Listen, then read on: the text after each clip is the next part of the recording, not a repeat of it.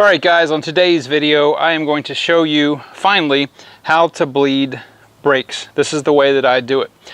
On the previous video I did about a month ago, I showed you how to empty the reservoir for people that are super lazy, or they just didn't have the means or wherewithal to actually bleed the brakes. But this is how you get almost all of the fluid out of the brake system. We're going to be using the ATE DOT4 brake fluid. Your Honda manual specifies to use Honda heavy duty brake fluid. This exceeds Honda's recommendation.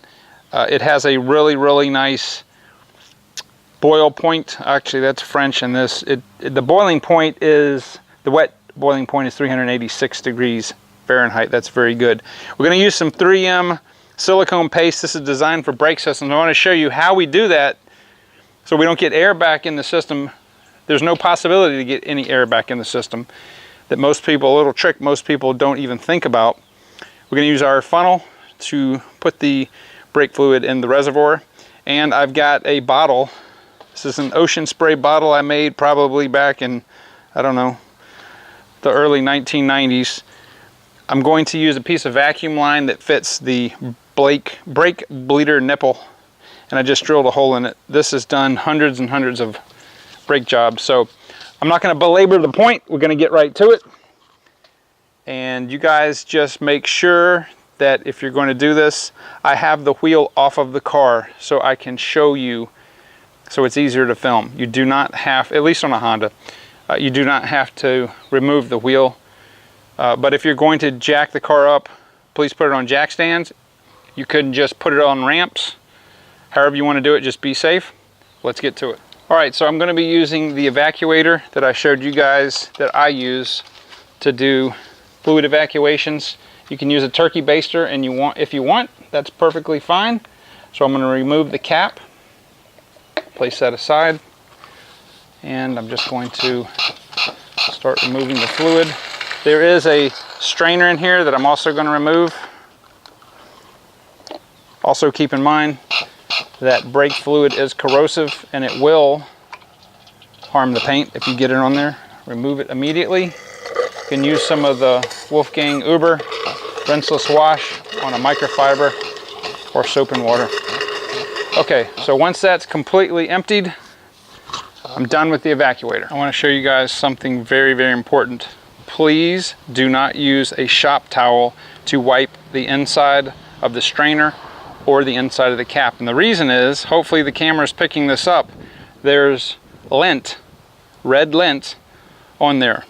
All right, so use a paper towel. I wanted to do this so you guys could see what not to do, but just use a paper towel when you wipe anything on the brake system here that the fluid is going to actually go in, such as the reservoir.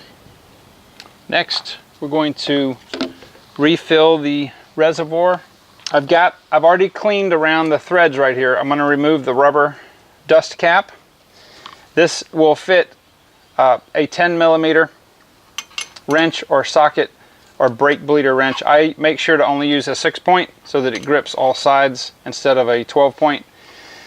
And then what I'm going to do is I'm going to take my hose and put it right there. Now, if I was to go ahead and crack this loose, it's going to start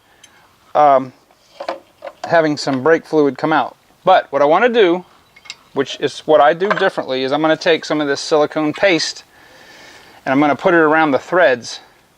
This way, there is almost no chance at all for any air to get sucked in around the threads as I pump the pedal to bleed the brakes. Now, if you have a second person, you could utilize them, and every time they pump the pedal down, you could turn the bleeder, shut it back off.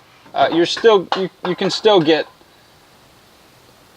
all kinds of air in there, even if you're doing it that way. I've done it this way for over 40 years, and it has never failed me. So, put this on, and I'm going to go ahead and open the bleeder screw, just like that. About a half a turn is all you need, and I'm just going to watch and the bottle for the brake fluid to start flowing out. It will start flowing out from gravity.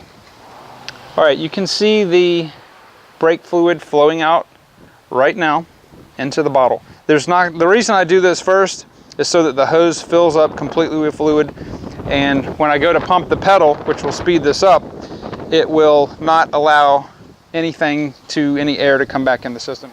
Now, you could gravity bleed the brakes. This is gravity bleeding, and it takes a long time, but you certainly could do that. Just make sure that when you're doing this, you have to keep an eye on the reservoir and keep it filled. All right, so I've made sure the reservoir is full.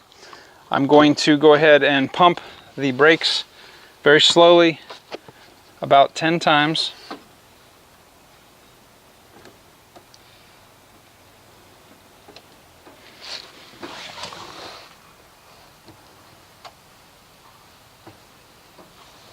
Okay, now I'm going to check my reservoir,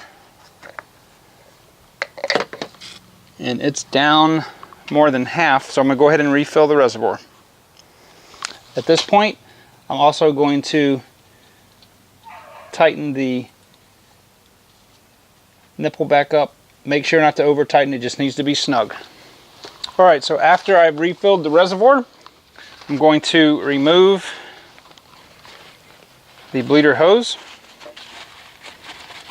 and the wrench. I'm going to go ahead and clean off the nipple.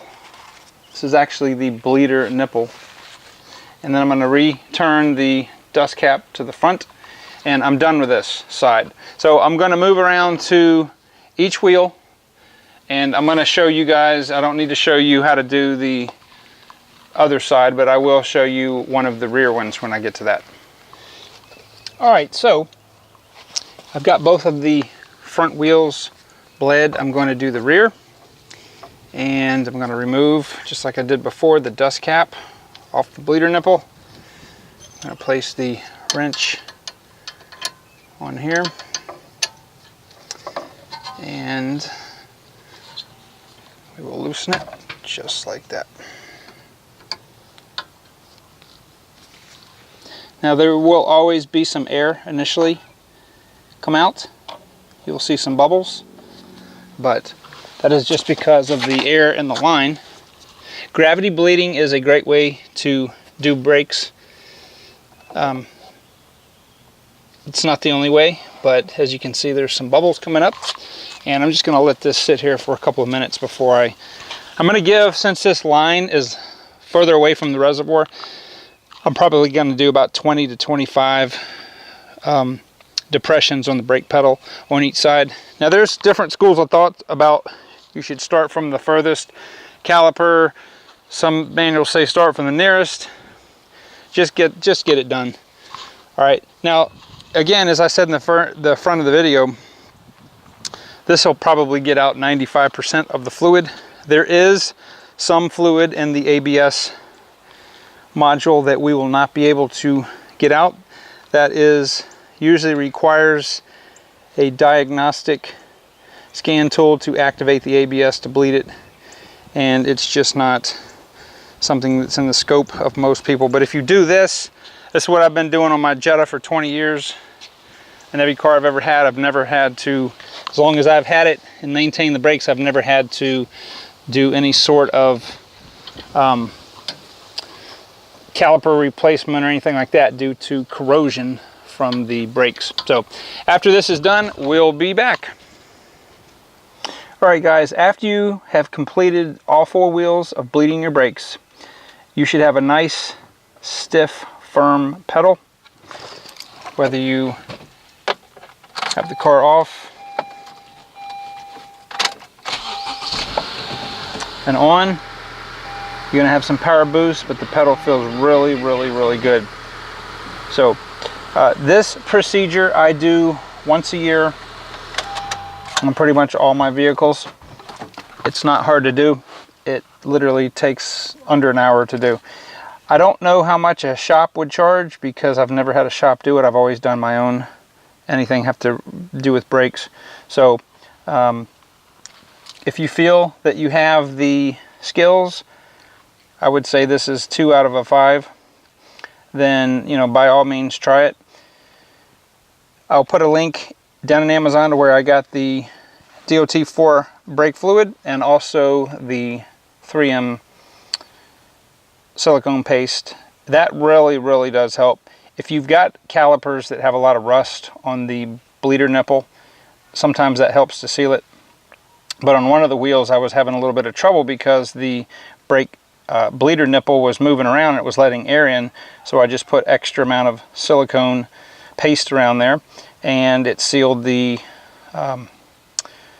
leak, no problem. This pedal feels better than when I got the car new. So I don't know how they do it at the factory. They do use a vacuum bleeder method. It's automated, but nothing beats doing it yourself, doing it right.